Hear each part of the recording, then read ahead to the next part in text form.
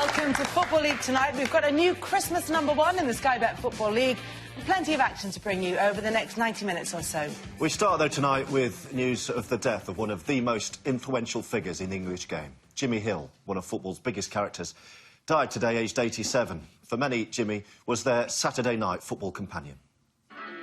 Stand by, Jimmy. Stand by, studio. Well, good evening and welcome to Match of the Day for the start of the 1973-4 season. Well, contrary to what my friends would tell me, I didn't rush down straight away and kick all the other potential linesmen out of the way in the corridor. But I felt to be an efficient linesman, as soon as possible, I had to sort of fade into the back cloth. I wasn't there to entertain, I was there to do a job of work. Well, before his career as a broadcaster and linesman, Jimmy Hill was a player, manager and chairman, and was a relentless innovator. As chairman of the Professional Footballers Association, he led the campaign for the scrapping of the maximum wage for professional players, and that's just one of many significant changes that he helped to bring about. Tributes were paid across the Football League today, particularly at his old clubs, Fulham, Brentford and Coventry City. Now, the context for this weekend's action in the Sky Bet Championship was framed by a midweek set of fixtures that saw the race at the top reach the speed of light. It's all about results, and of course, you know, it's only halfway there, so, as I've said repeatedly, you know, we've got to stay there, stay in amongst it, and let's see when the daffodils come up, that we're still in striking distance. Jake Livermore, the captain, looks like he's won it for Hull. An emotional late winner for Jake Livermore saw Hull stay in striking distance. They beat Reading 2-1 to settle in 4th spot, 6 clear of Burnley. This was the first of 3 for Tom Ince, just one of Derby's 4 against Bristol City. Those goals edged the Rams above Hull and into 3rd position going into this weekend. Brighton remained unbeaten, scoring stunners at Loftus Road. Stevens! It's an extraordinary goal! But they were held by Jimmy Floyd's spirited side and Charlie Austin's deadly finishing. Brighton dropped off the top and into 2nd place. That's behind only Borough, who clawed past Burnley with another clean sheet and this goal from Emilio Nsue. Goal difference took them top with the best defence in the Football League. Today, that rock-solid back line took on the unstoppable Seagulls, as first played second. Your commentary comes from Don Goodman and Bill Leslie.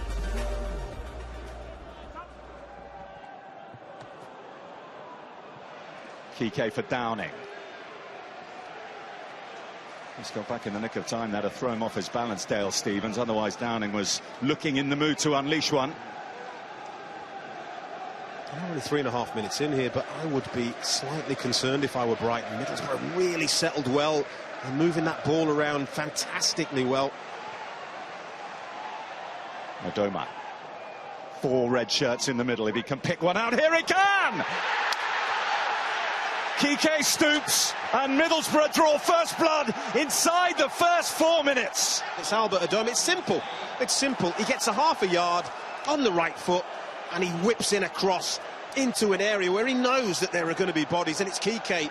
Wonderful centre-forward play. Gets across his marker. He gets the perfect contact and he finds the corner of the net, and Middlesbrough have that dream start. Hemed. Wilson up against Ayala. Wonderful run, just couldn't find the finish though. He goes onto his weaker right side, and that's the result, really. Well, a lot of people might have expected him to be at Stamford Bridge this week, but you might have seen some news that Jose Mourinho no longer there. He's here. As he said in his statement today, he will continue to support his friends within the game. Stuani. Kike to his right. Stuani's continued his run. Correa got back to get it behind for a corner. Well, that is the danger when Middlesbrough do break the play up. That's the danger to Brighton, that they can counter-attack. Very congested in that 6-yard box as Ledbetter gets it in. Ayala! And deflected in! Adoma looks like he got the final touch. but just before half-time, a vital second for Middlesbrough, who look like they're on their way to Christmas #1. Daniel Ayala makes this goal. It's poor defending from Brighton, and now they have given themselves an absolute mountain to climb.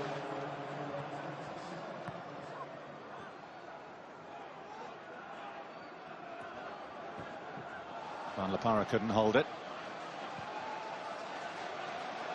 There's Calderon. Working it to Murphy. Already better from Brighton.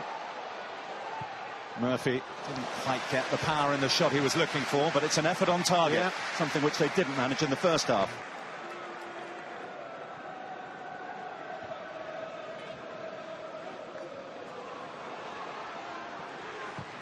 Stuani. Sharp, isn't it? Picks up the loose ball and just drives forward. No defender comes to close him down, so he has a go, and it's a good effort. Lots of power. Ayala trying a similar run and getting there again, Ayala! Well, you would have thought they'd learned their lesson, but they didn't appear to there, Brighton. Well, sacrilege, isn't it?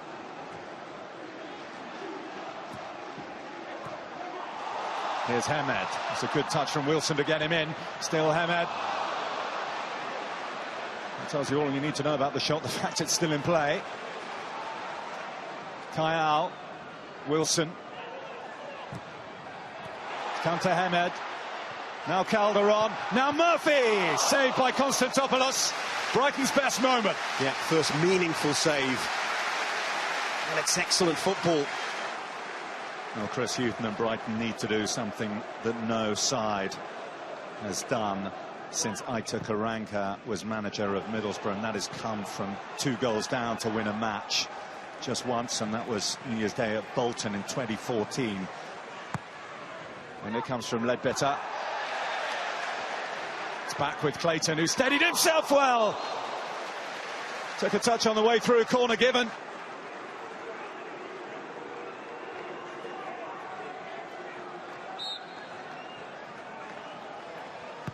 Down in corner this time. It's over the head of Kyle. Corner to Kike, looks for that far corner, and another touch. Think it's Ayala. Well, Stuani wheels away in celebration, but Middlesbrough have a third, and that should be that. Poor Chris Hughton is gonna really curse his defending. And that is the game, the set, and the match.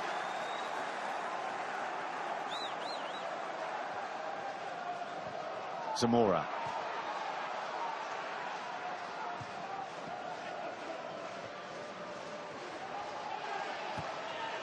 Out by Ayala.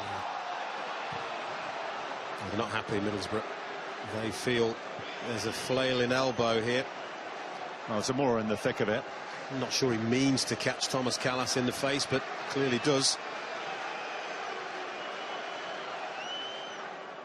We're at the top and 3 points clear, so at least.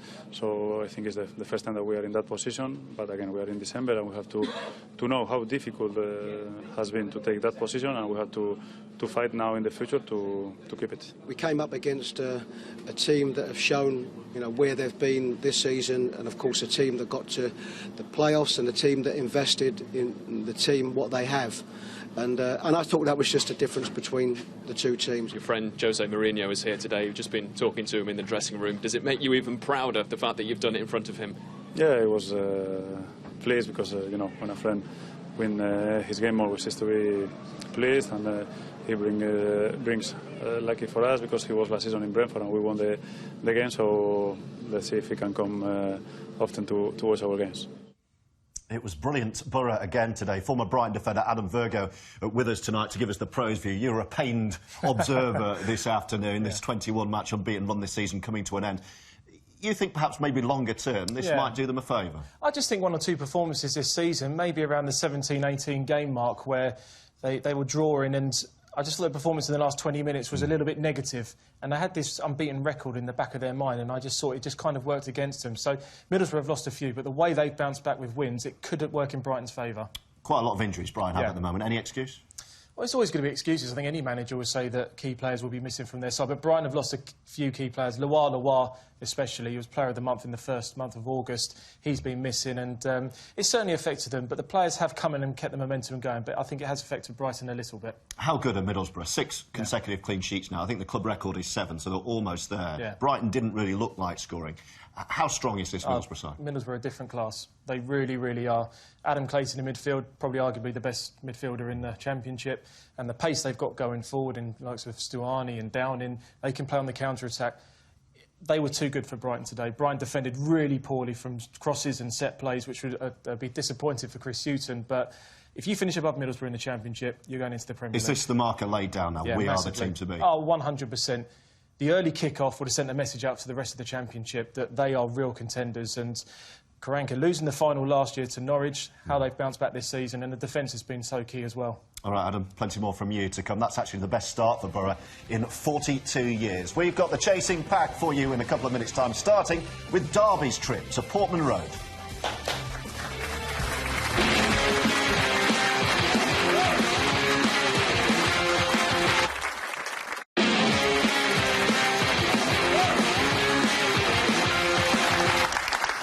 Welcome back to Football League tonight, where everyone is chasing Middlesbrough at the top of the Championship.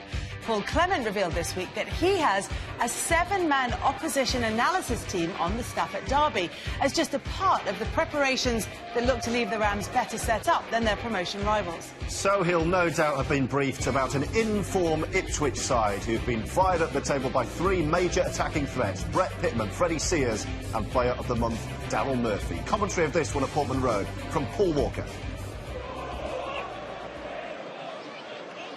Johnson looking to receive this up against Jonathan Douglas, and Johnson getting the bird from the crowd with his ties to the Canaries, of course. Actually played against Ipswich for them in the playoff semi-finals last season. Here is Knudsen. Sears joining in and cutting in. It's Sears, and Grant goes down to make the save. He's having a very good season, Freddie Sears.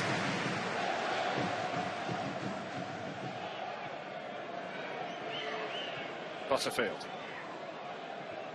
Martin's knocked down. Butterfield again, that's a good ball, and this is where Derby are dangerous, and in particular this man. It's Tommins on his left boot, on his right. I can't find a white shirt, but Russell keeps it moving. Bradley Johnson, who can hit them. No, not quite on target. It looked close. Just how close? Johnny Russell seeing him up. Oh, he's tried to curl it for the far corner and round Chambers. But away it goes for the goal kick.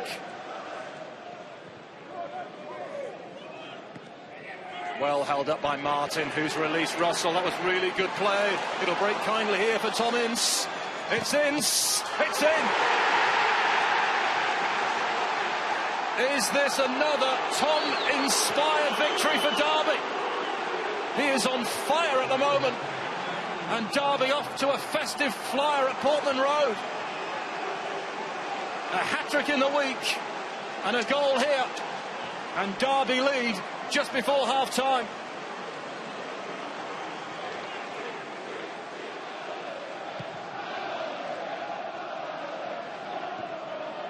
Keogh's header will drop at the feet of Freddie Sears. Up against Cyrus Christie. He does his job.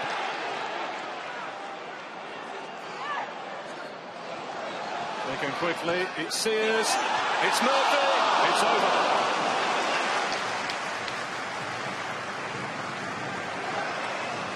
Sears just lifts one into the middle. And Daryl Murphy, usually so deadly in those sorts of situations, can't make it count. Shackle.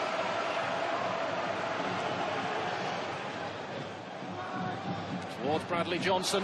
Will sit up here for Butterfield. Short on room.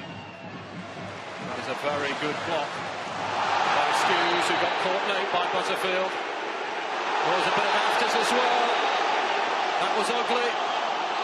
No need to do that, Jacob Butterfield. Why on earth has he reacted like that? It is only yellow.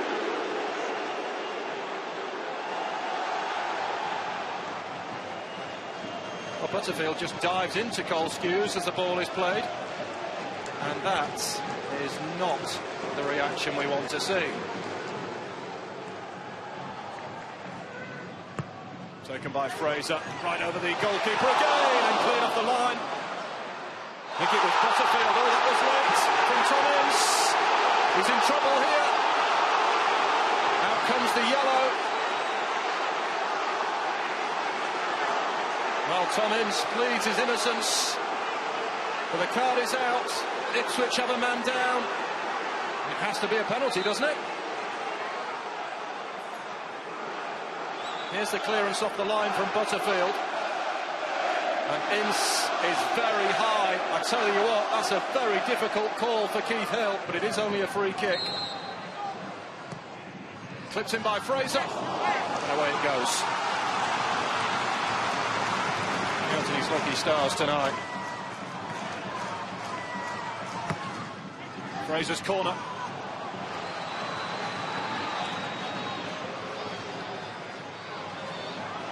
Fraser again. Nice ball. No flag on Sears. The angle's tight! And just for a second, I thought it might have flown into that top corner. Really good effort. Nice ball from Fraser. It is very tight, the angle for Sears.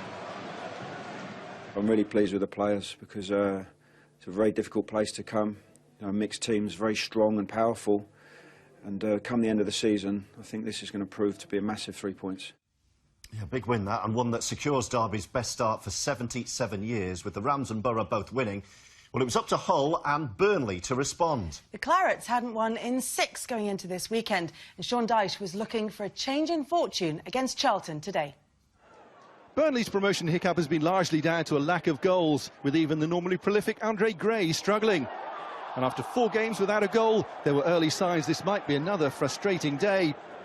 His team's 6-game winless run had seen them slip behind in the race for a top 2 finish. But Charlton have struggled themselves recently at the other end of the table, and an upset was never really on the agenda. Johnny Jackson's shot was tipped over, but it was a rare moment of difficulty for Burnley, and just before half-time they took the lead. 314 minutes after their last league goal, Scott Arfield found the target, and Burnley's confidence seemed to be restored. From there was never much doubt that Charlton were heading for an 8th Championship away defeat in 9.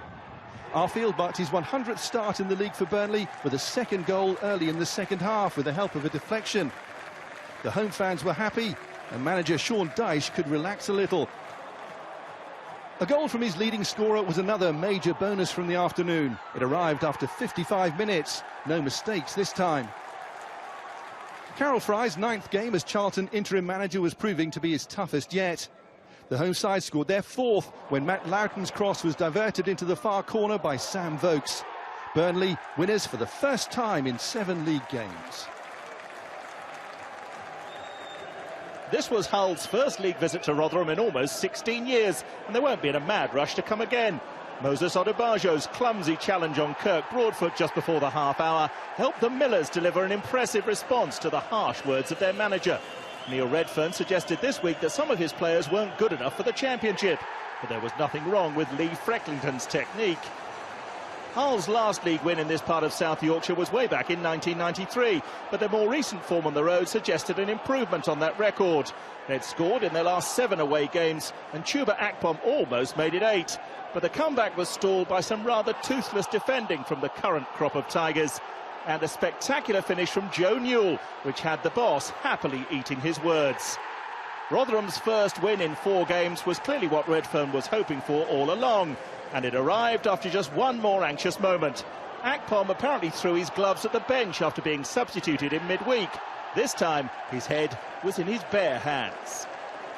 Great result for Rotherham, and I'd say that would count as a change in fortunes for You Burnley. reckon? Yeah, definitely. Right, we've got Smith and Wagner for you after the break, not the 80s Cop Show. Brentford against Huddersfield. Don't go anywhere.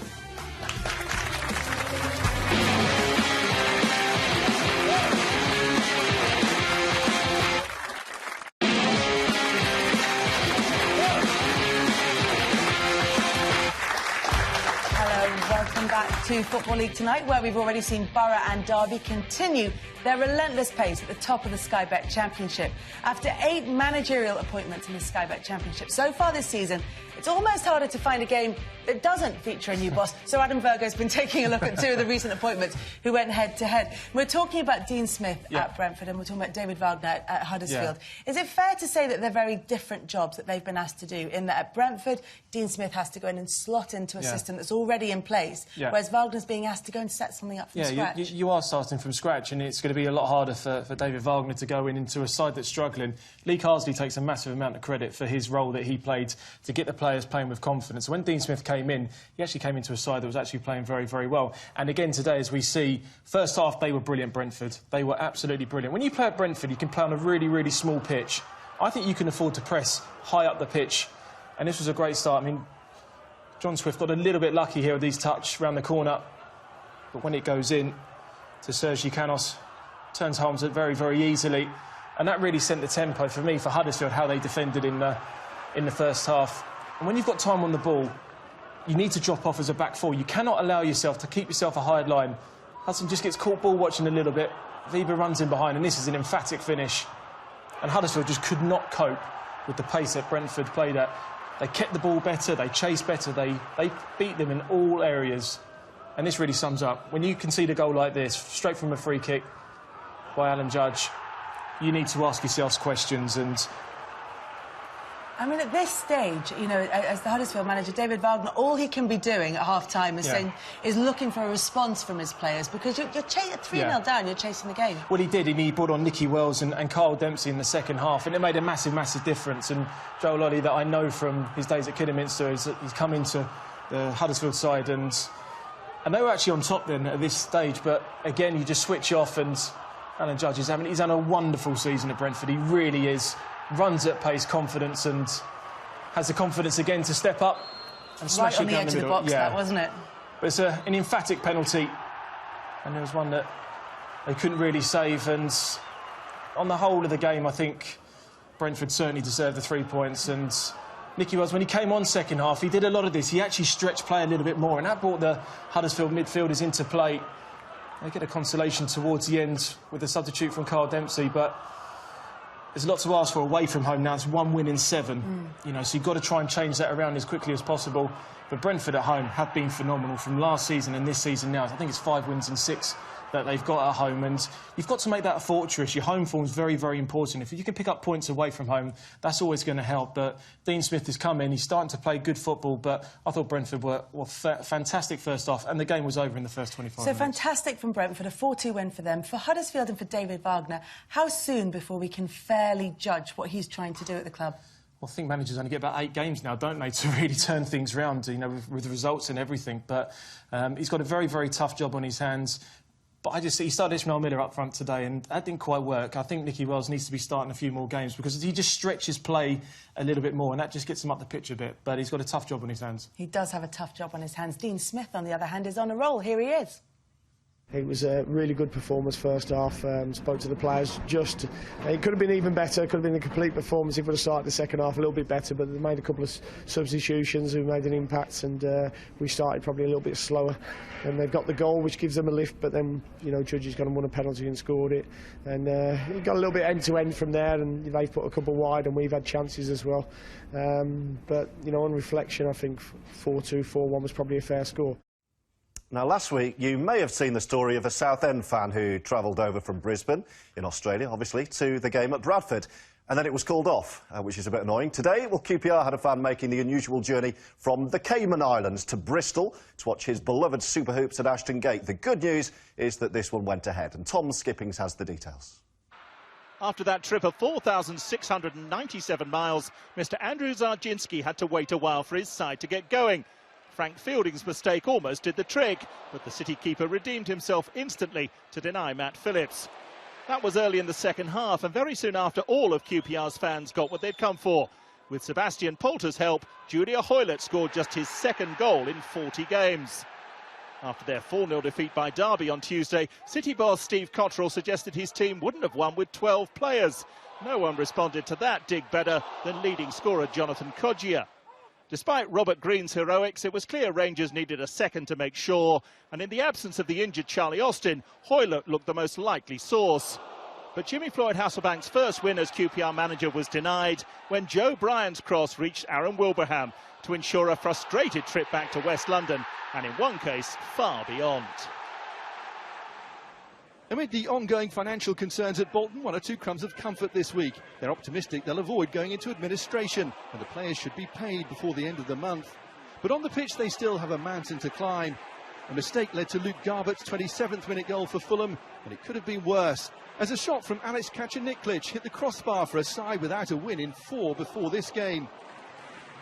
But in the circumstances, Bolton's players have shown plenty of character, despite winning just one league game all season, and they got back into the game through Zach Clough. Neil Lennon's side came from behind to pick up a point against Charlton in midweek, and they seem to be heading for all 3 points this time, as Clough scored his 9th career goal for Bolton, all of them at the Macron Stadium. 5 minutes from time, though, Fulham were level, thanks to Ross McCormack's brilliant free kick. His team have conceded more than any other side in the division, but also scored more, and they had the chance to win the game when Ben Pringle found McCormack, but he couldn't quite add to his 14 goals for the season. Both sides continue to struggle for league victories. This wasn't the day to take your seat late at the City Ground as Forest made a fast and furious start. Nelson Oliveira proving unstoppable as he collected his 5th goal of the campaign after just 2 minutes. Unbeaten in their last 4 games, Dougie Freedman's side are starting to find the consistency he wants, but there's tenacity too, as Ryan Mendes proved in scoring his first home goal. If MK Dons were on the ropes, then they were almost dealt a knockout blow by Henry Lansbury, but David Martin somehow saved the day. Indeed, the visitors then threatened a comeback when Eric Lehigh tangled with Josh Murphy. But winning a penalty is one thing, scoring it is quite another. Nicky Maynard denied by Doris de Vries. Having failed to score in 3 of their last 4 matches, the visitors did at least have the consolation of eventually finding the net, courtesy of Murphy. But defeat leaves them hovering nervously above the relegation zone, while Forest continue to be upwardly mobile. Right, time now to introduce our special guest, and he's come straight from Brisbane Road after playing this afternoon. So please welcome Joby McAnuff.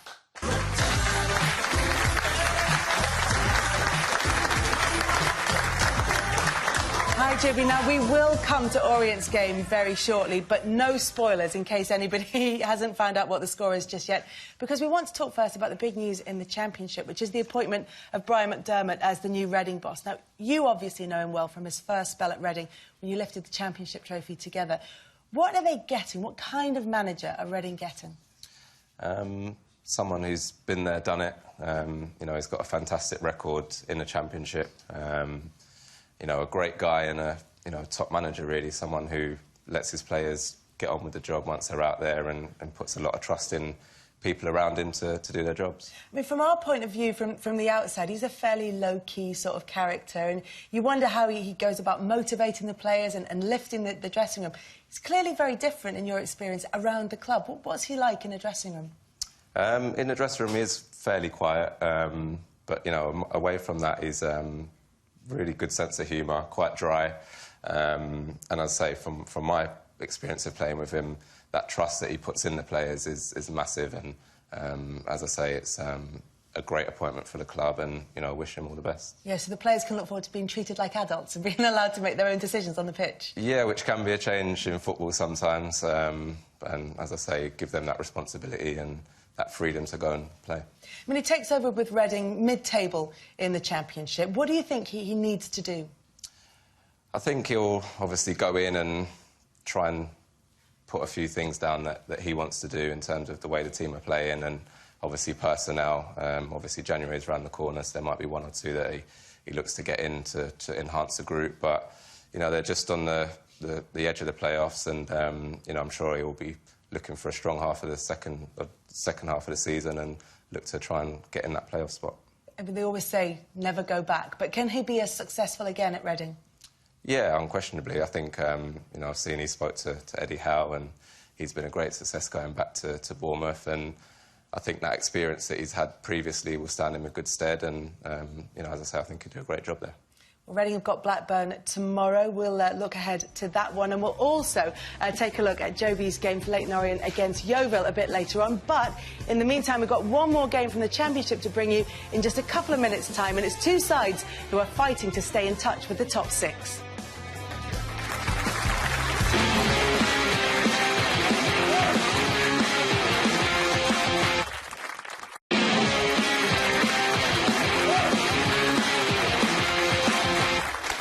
Welcome back to Football League tonight on Channel 5. Now, the FA Cup replays threatened to trip up a few Football League sides this week, but Dagenham and Redbridge and Hartlepool did avoid exits at the hands of Whitehall and Salford City, respectively. Yeah, Shrewsbury, Walsall and Scunthorpe also advanced. Their reward for beating Joby McAnuff's Orient is a trip to Gus Hiddink's Chelsea in round 3. Today, they took on Sheffield United. The high-profile cup ties got the whole of Scunthorpe talking, but they couldn't end their big week with a league victory. Instead, they were beaten by a goal from one of their ex-players, Billy Sharp. It was enough to give Sheffield United their first away win since August, as Scunthorpe created chances but couldn't take them, notably when Charlie Good somehow missed the target with a late header. Both promoted last season, both making a go of things in League One. But once Noel Hunt had reacted quickest to flick Southend in front, these two teams ceased to have much in common. From then on, Friday night's hosts played like a team who hadn't lost in the league for a couple of months, and with a little help from a fumbling Dan Bachman, Hunt particularly enjoyed his first appearance since the end of September, although the celebration did risk another injury. Route 1 proved to be Berry's way back in just before half-time. Bachman's thump controlled and dispatched by Leon Clark for his 10th league goal of the season. The former Southend loanee had another decent chance soon after the break, but Southend didn't panic, and Jack Payne didn't stop 15 minutes from time until Joe Riley intervened illegally. Berry's 5th successive away league defeat, confirmed from the spot by David Mooney, as the Shrimpers moved above the Shakers in the table. And they sealed it with something of a flourish. Kevin Hurst's quick thinking and Payne's touch of magic, giving Southend 4 goals at home in the league for the first time since March 2012.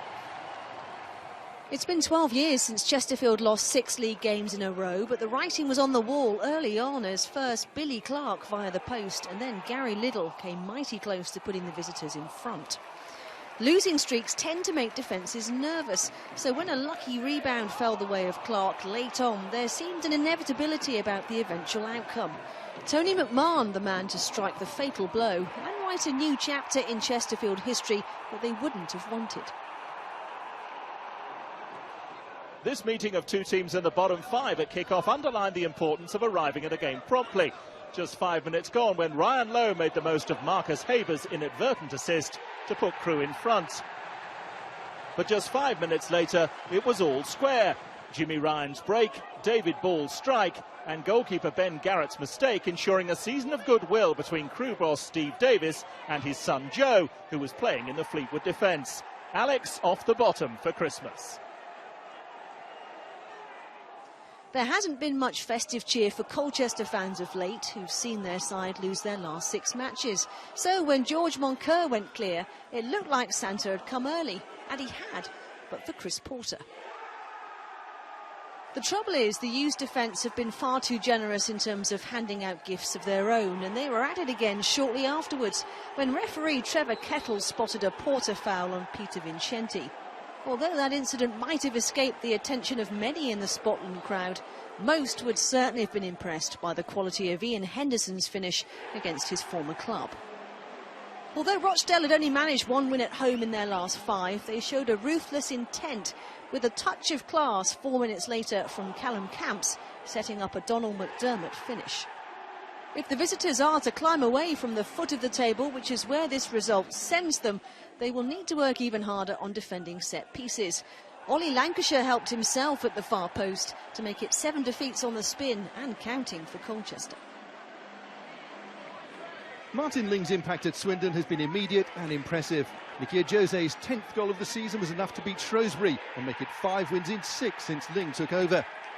Shrews manager Mickey Mellon thought his team were worth a point, but Junior Brown and Scott Vernon were among those left frustrated, and they've now lost 7 times at home in the league already this season.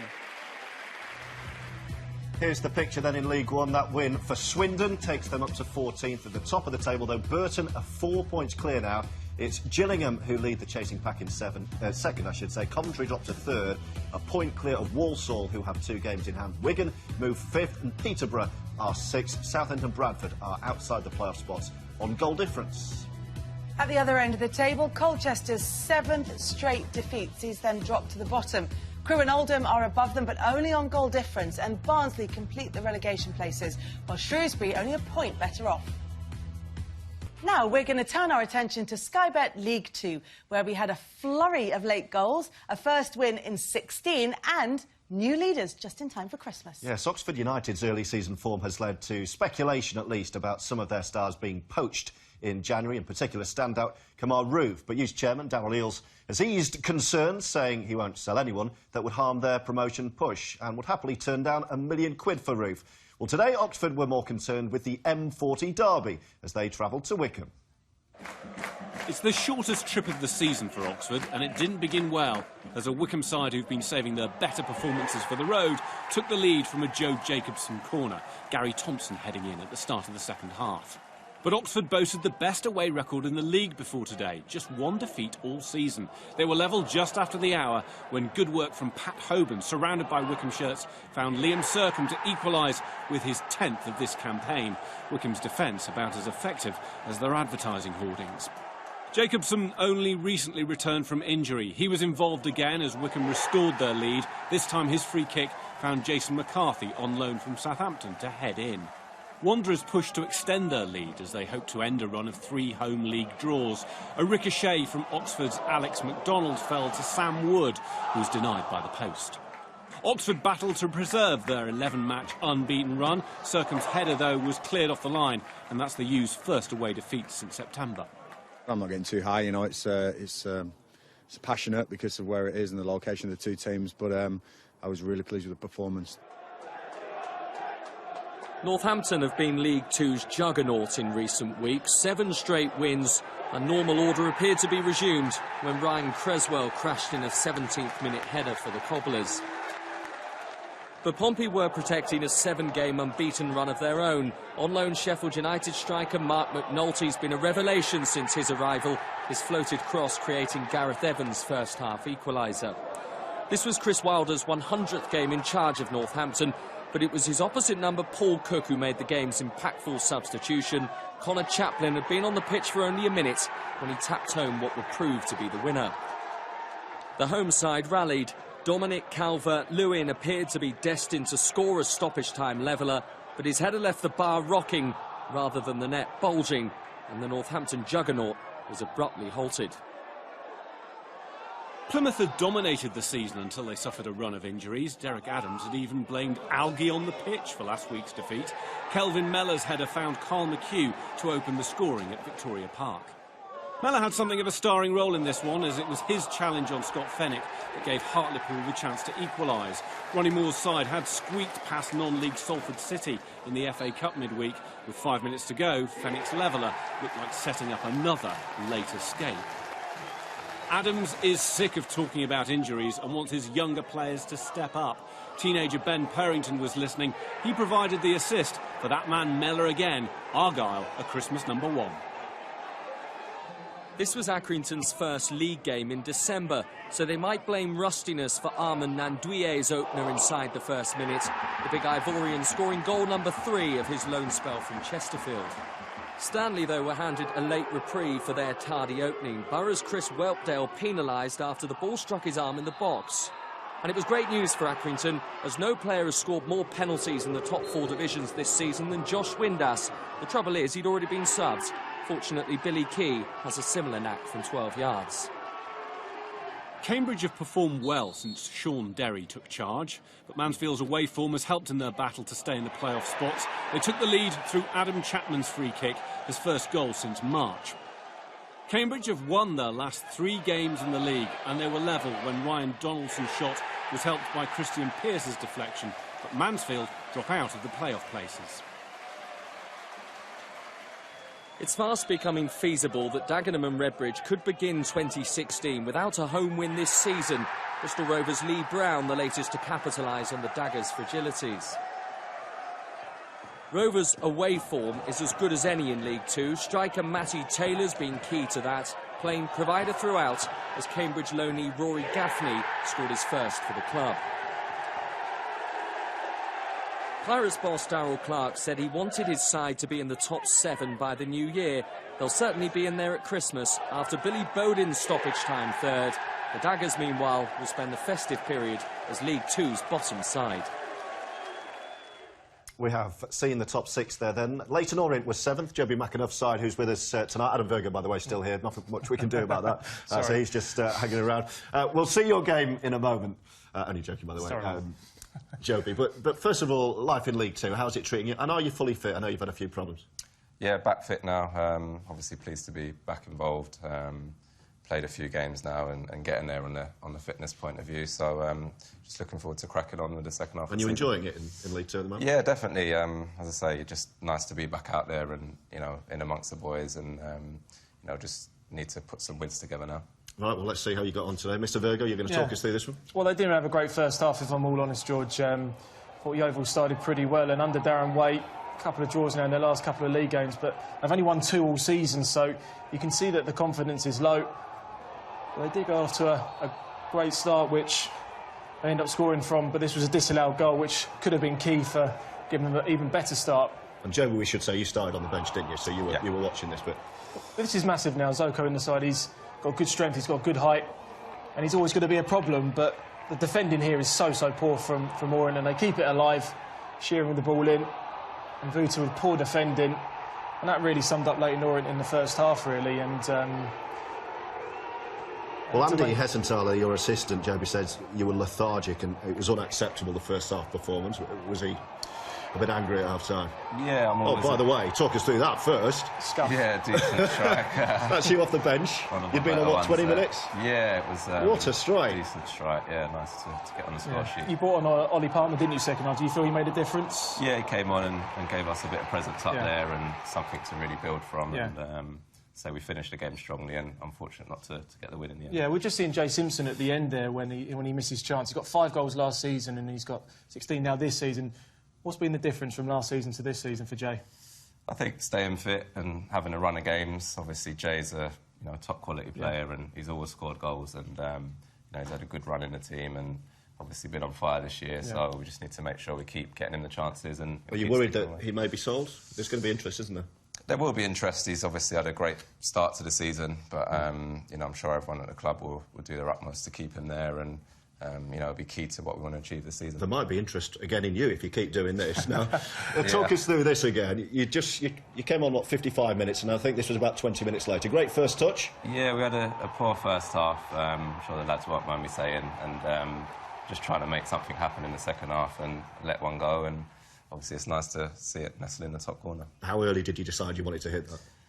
It wasn't actually the best touch. It went away from me a little bit, so I thought I've got no other option now. And as I say, I had a swing at it, and it's gone where you want it to go. Another thing, Andy Hessenthaler, your assistant, said that you changed the game when you came on, and they need your experience. You've got a nailed on a place in the side now, haven't you? Well, as I say, first half we weren't great. I'm sure the boys won't mind me saying. I'm always reluctant to say that if I've not started a game, but we let ourselves down. But we responded well in the second half, and everyone contributed and played a part in that. And of course, we need to win games. We've drawn too many. But if we show the desire we did in the second half from the start of games, then I'm sure the wins will come. Well, stunning goal, and a point is better than no point, I suppose, and you rescued that. We're going to hear from Carlisle captain, actually, Danny Granger, after this short break, after a 90-mile trip for a home game this afternoon. See you shortly.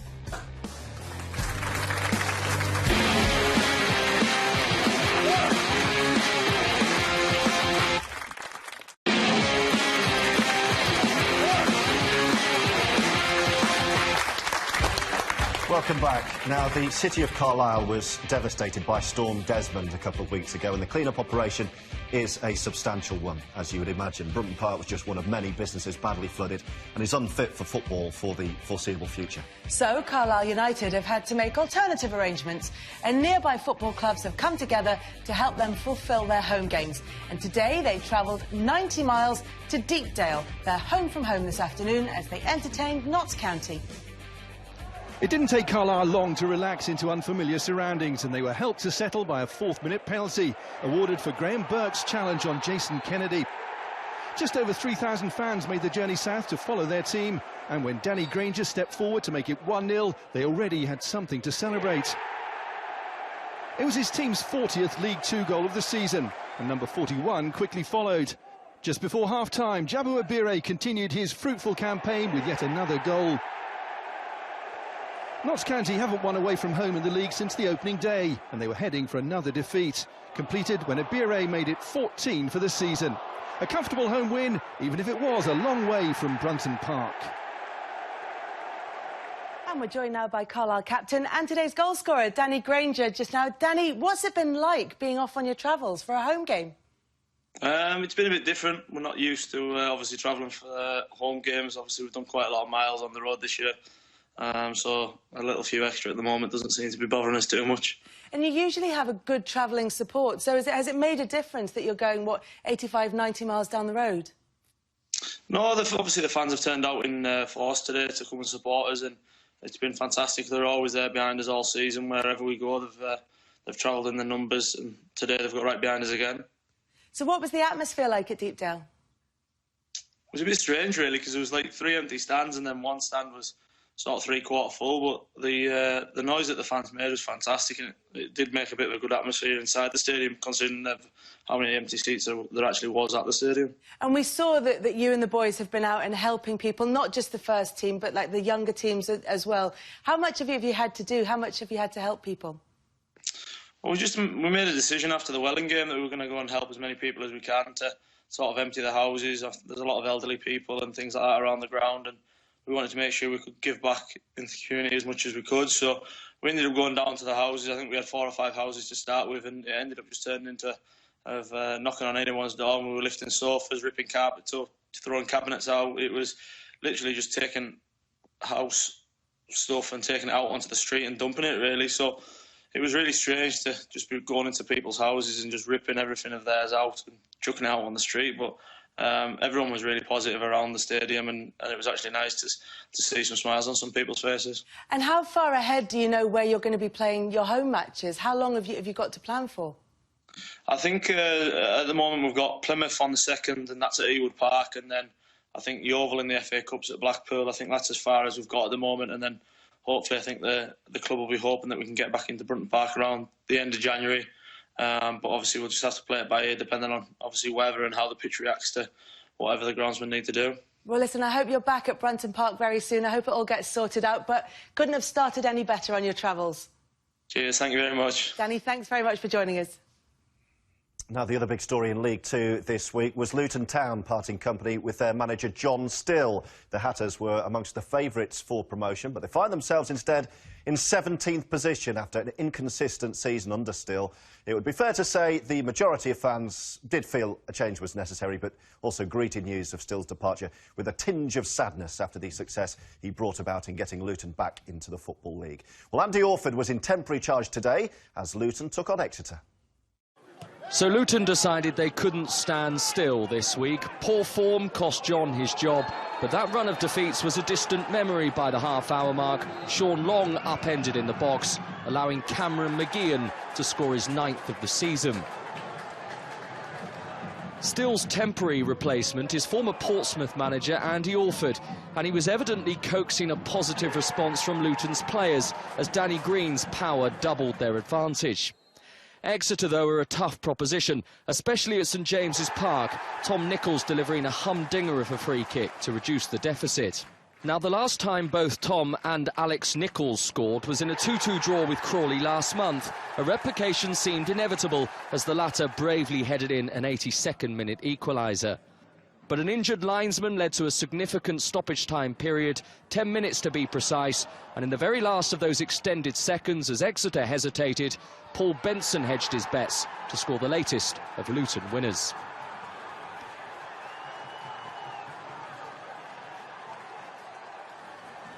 Barnet's away form is the worst in the league, so they've been relying on points at home to keep them safe. And a Luke Gambin corner deep into added time in the first half was headed home by Bira Dembele, his first since early September. The other side of the half-time whistle, Barnet doubled their lead. The same two players involved again, this time Gambin providing the assist from a free kick for Dembele to head in. Stand by for 10 minutes to remember at the Hive. Mitch Hancock's on loan from Birmingham City reduced the deficit for Crawley with a lob that any other day would have been the pick of the bunch. But that accolade should go to Jimmy Smith, who along with the rest of the team had been on the spin bikes to sweat out the Christmas party pints. That volley, his first goal this year. Barnet have taken just 2 points from their last 5 league games. And when Josh Yoworth decided to foul Curtis Weston, John Akinde would have the chance to put Martin Allen's side within sight of their first league win since the end of October. Those 10 minutes aren't up yet. Yates admits Crawley may be great going forward, but it's the defence that needs work, and it's confirmed by this mix-up. Simon Walton with a delicious chip. Such a pity it was into his own net.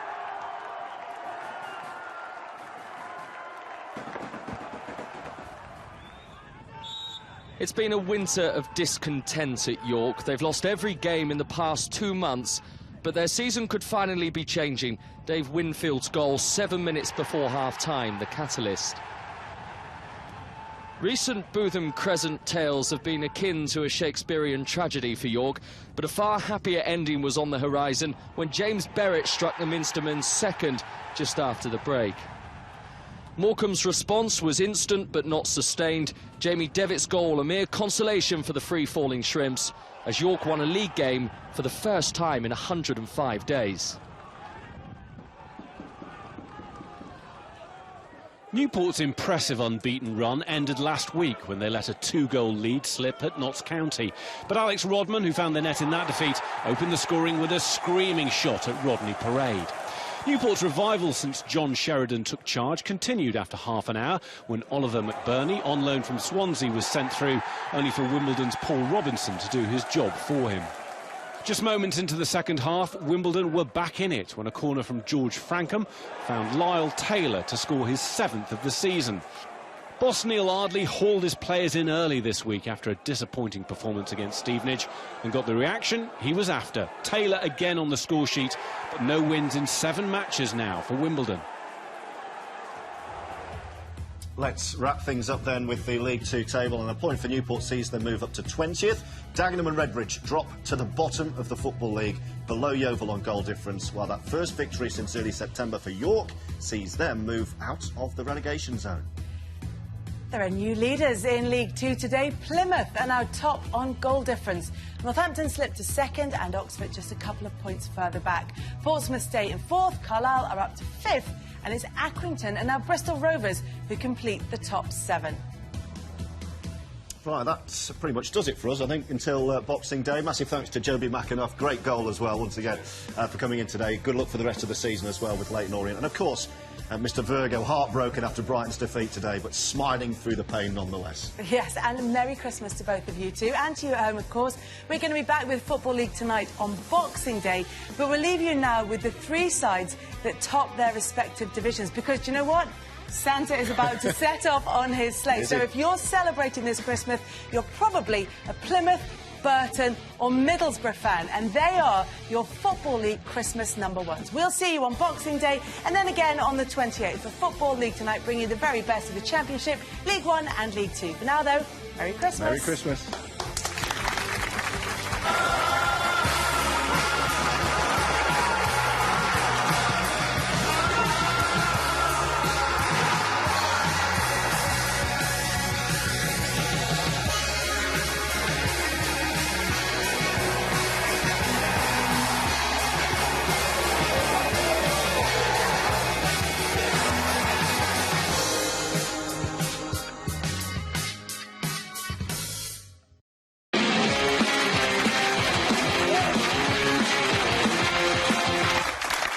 Welcome back to Football League tonight. We've seen the top 6 so far from the Sky Bet Championship, but there are plenty of sides chasing. Yeah, Birmingham and Cardiff went into last night's game sitting on the edge of the playoffs, both having dropped out of the top 6 in recent weeks. David Prutton and Daniel Mann watched this one. Cardiff haven't been particularly frail in terms of defending set pieces this season. Kenwyn Jones' presence, reason why they tend to be good at it. Here's Amiobi to bring it away. Wants a free kick and he'll get it against Gray. There's always a lot going on in the box.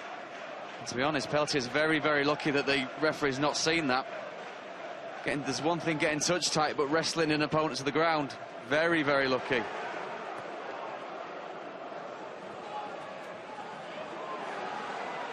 It's Pilkington, deflection! Jose Paul Caddis does well. He holds his position, then he comes to close down when he's needed. Gray. Pilkington was there. Decent, keen to get there, caught by Joe Rawls. It's probably right. I mean, it's one of those challenges that looks perhaps a little worse than what it actually is. Well, Cantorral conjure a bit of quality here. Marshall able to grab it. Oh, and he's lost it! Handball shouts and fired over the top by Kieftenbeld, but the penalty is given. He's going to be very committed to this as it comes back. He's so unfortunate there. All right, we see it at full speed. It's a split-second decision from the referee. Quite clearly hits him in the face. Well, up steps Paul Caddis.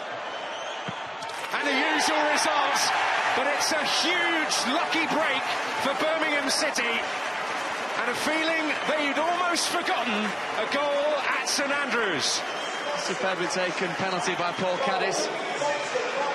The overriding emotion from this will be of utter frustration for Cardiff City.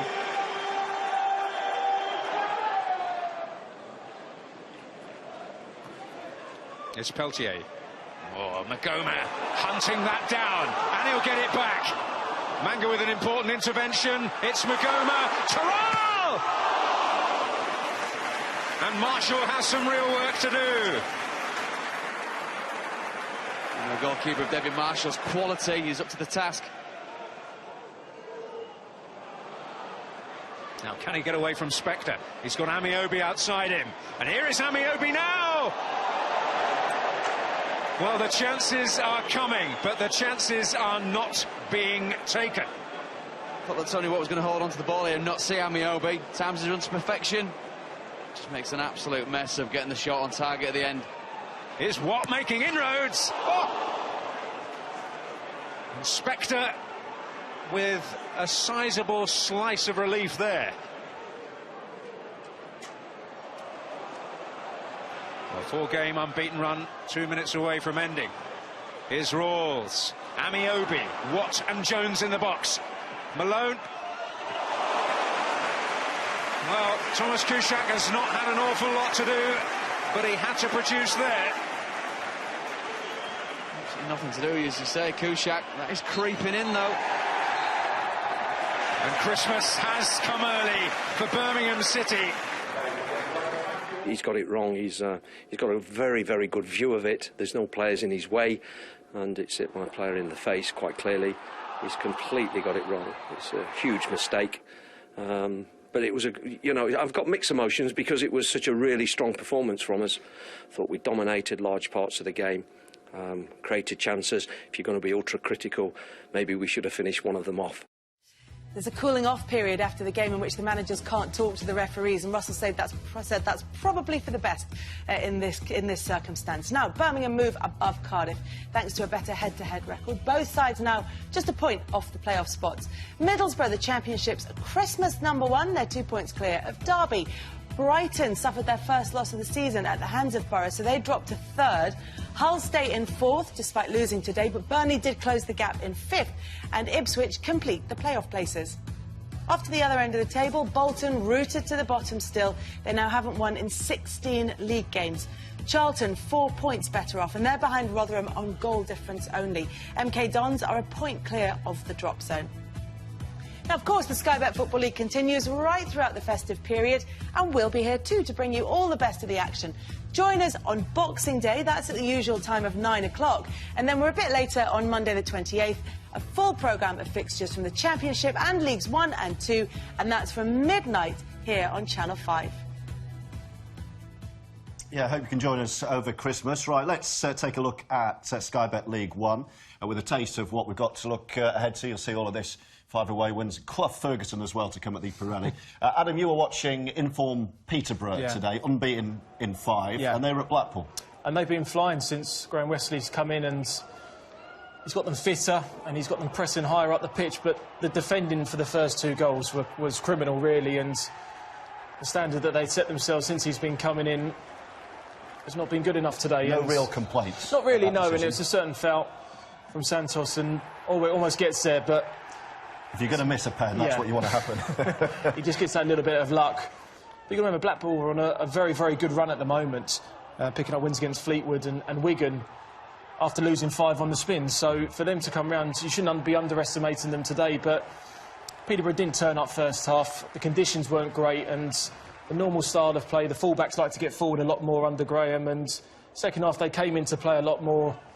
This was a wonderful shot there from John Taylor, and on another day they maybe could have got something from it, but I think at the end of the day, when you play against these teams right at the bottom of the league, sometimes it's just about desire, defending set plays, and the 2 centre-halves for Blackpool today, Aldred and Robertson, had fantastic games, and Oztumer here, he's quality as well. He plays in that number 10 role, and he's an excellent player as well. But I think Blackpool, over the course of the game, deserved it, especially in the first half. 3 consecutive league wins now for Blackpool. They haven't done that in over 2 years. The players take a lot of credit, and Christmas is a really, really busy period, as you know, and going into this period, if you're playing confidence and you're picking up 3 points regularly, it makes a massive, massive difference, and they're now slowly just starting to pull away a little bit. And that's 8 wins, already double what they did last year. Here's the manager, the Blackpool boss, Neil MacDonald.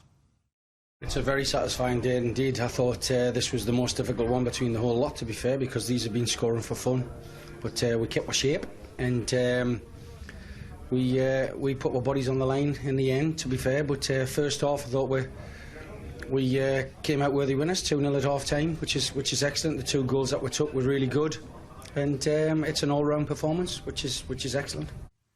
Now to an emotional afternoon at the Ricoh Arena today, with Coventry fans remembering club legend Jimmy Hill, who died at the age of 87.